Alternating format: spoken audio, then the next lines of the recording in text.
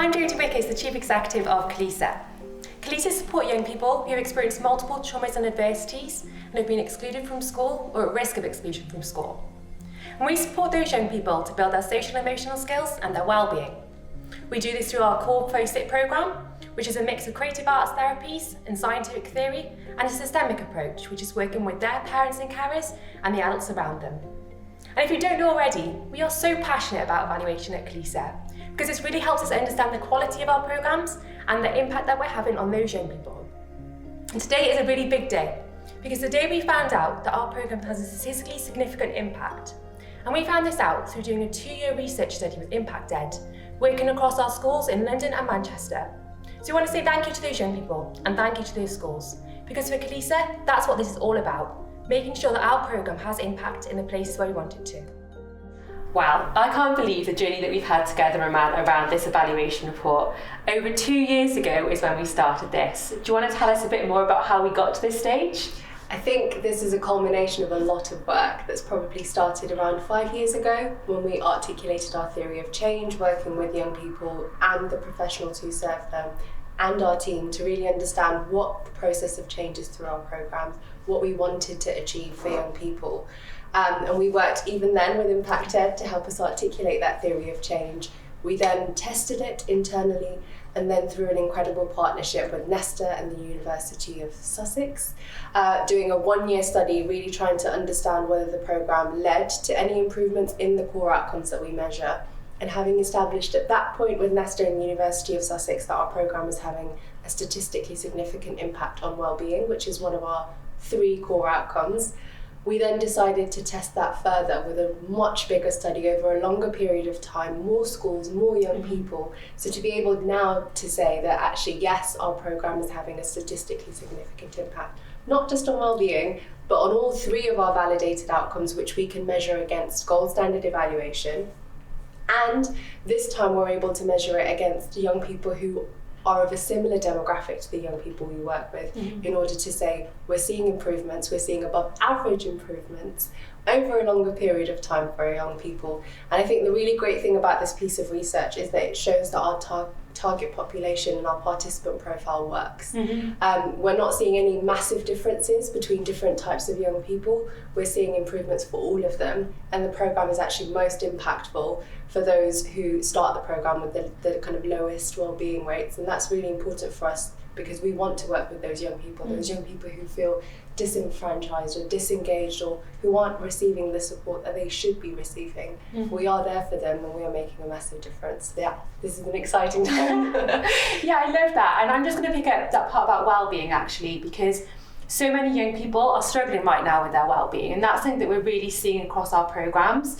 I was in delivery the other day speaking to programme managers, speaking to school leaders, and they're really seeing huge cohorts of young people post-pandemic really struggling. And actually part of that is understanding emotions, but also part of that is speaking about emotions and not feeling ashamed about that.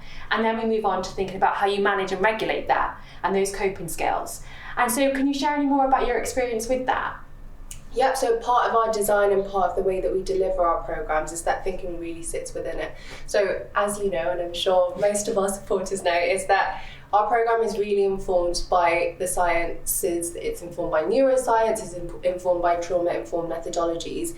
And the one that's really most central to our programme is the neurosequential model, which is the idea that if a young person is facing trauma or a young person is really stressed, they're going to be really in kind of fight or flight mode. And if they're there, telling them kind of to concentrate in class isn't really going to get through to them. So the first thing you need to do is make them feel safe. And then it's only when they can do that that they can then relate to others in kind of a group setting or with their teachers or their peers, etc. And it's only when they're able to regulate and relate that they can then reason. So think about consequential thinking. If I do X, Y is going to happen. So throughout our programme, and every single day we are working through that model. And every session, we have 3 in a day, is really starting with regulation at the beginning, focusing on relating. Then we get to the reason of the core content of our programme, and then we're closing the session with regulation again to make sure that young people consistently feel safe and engage with each other and kind of develop those core social and emotional skills so that when they finish the programme, they can kind of maintain cycle for themselves. And that's the part I absolutely love, helping young people be able to carry that on forward. But also, I think a lot of the Khulisa work is about supporting those adults around those young people to be able to also follow that neurosequential model. And a lot of the things that have come up in our research is really supporting those young people to stay in education. I'm really thinking about, what does that actually mean to stay in education? What does it mean to be able to regulate if you're feeling like you're heightening in the classroom, so that you can actually stay in the classroom that day? And many of our schools have reported that actually young people who have struggled the most with education and attending school have done the Khulisa programme, and actually they're now attending school a lot more. And I know that that was something that we were thinking about in this research report as well, but that we really focused on those social and emotional skills, those building blocks to staying in education. Yeah, and early indications, even from within this study, were suggesting promising results when it comes to attendance. So post-pandemic, we've seen kind of a dip in attendance across the country for all demographics of young people, and we've done research on that as well. But for our participants who've done FACE IT, we found in early indications of early cycles or earlier parts of this research that young people who did FACE IT were more likely to see smaller dips in their attendance compared to their peers. And for us, that's a massive finding, because we're not just working with any young person, we're working with the most disengaged young people. So to see their dips in attendance being much smaller than other young people is really promising for us. Yeah, and I want to pick up that part you said about working with different demographics, because actually, obviously, Khulisa work in schools across London, across Manchester, very different things going on. And we know that at the moment there's lots going on with mental health and wellbeing and the cost of living crisis. That's coming up a lot in our programmes too. But I'm just wondering, and obviously I might know, but did the FACE IT programme have an impact, and did it change depending on the location that it took place in? Did it change depending on any other variables? As you know, we've got participants who internalise their behaviours. So these are participants who are more likely to be withdrawn in class. They're less likely to be picked up for being naughty. And then we have participants who externalise their behaviours. So when they're really struggling with their emotional regulation, they're more likely to display behaviours that would be labelled as disruptive. So we have both types of young people on our programme, and we actually like to bring different groups of young people together. And we found no statistically significant differences actually in any of them. The programme works for all young people. We're seeing improvements for the majority of the young people we work with, and it's always most impactful for those who start the programme with the lowest levels of regulation, resilience and well-being. And when they finish the programme, I think for this study it was nearly 80% or over 80% of our participants saying they're using coping skills that they learned on the programme, and that's true across the board. It's not for one particular demographic or other. And in terms of that location, was there any impact there as well? Was there any change across London and Manchester? Not any kind of massive changes that we would need to kind of remark upon. We had a bigger sample in London, but in terms of impact, we're seeing improvements across all of our core outcomes in all of our locations for the majority of the pupils that we work with. And for us, that's kind of a massive sign of, we're doing a good job, but really we're having an impact and setting these young people up for success. Yeah, I love that. And before we finish, I just want to bring in our partner schools, because obviously they were crucial to this research. They're crucial to making sure that we are capturing the evaluation and understanding the quality of our work. And I know that a lot of schools are really struggling right now, struggling to support young people. One of our schools, they've got 2 in-house counsellors. They've still got a waiting list of 80 young people, because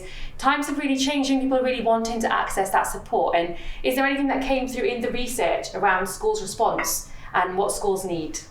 I think schools are very honest with us and kind of saying, we love that you're working with our young people, but we'd like to be able to sustain these results. We'd like to know kind of what you're doing on these programs. So often on our programs, we have a teacher present so that they're able to see the program in motion, understand kind of the types of activities we're running, why we're running them, and the science behind that. But we're also supporting teachers and kind of providing that trauma training in order to be able to say, this is how you regulate a young person, or you co-regulate a young person when they're in distress, so that you're not escalating things and actually you're helping them to kind of regulate that situation there. But also helping teachers really understand what sits behind behaviour, rather than just seeing the behaviour in front of them. And we found that when we've delivered these programmes, or we've helped teachers deliver a social emotional learning curriculum, that it's really improving relationships between teachers and young people, and that has positive results for both groups. Yeah, and it is all about relationships, and that's why the power of evaluation can happen in so many different ways, quantitative, qualitative, and for us we wanted to make sure that we've got this incredible body of qualitative research, and hearing from our young people is beautiful, the amount of things they've got to say, but it's so important that we can quantitatively understand the impact that we're having around those core outcomes, and that's why this research report was so important for us. Thank you, Amanda. Wow, we have learned so much from the young people, from our partner schools, and from this research and evaluation around what works, increasing young people's social and emotional skills and well-being. We've made so much progress on this journey, but we've got so much more that we want to do. We've got our new 3-year strategy coming up, and in this strategy, we want to increase the length of time that we're supporting young people to build these core outcomes, ensuring that they can sustain these core outcomes, but ensuring that this also influences their attendance and engagement in school, because we know that is what will have a long-lasting impact. We really hope that you can support us on this journey, because what we're also planning to do is build our youth participation work, ensuring young people's voices at the centre. You could be a part of this, so I really hope that you'll join us. Thank you.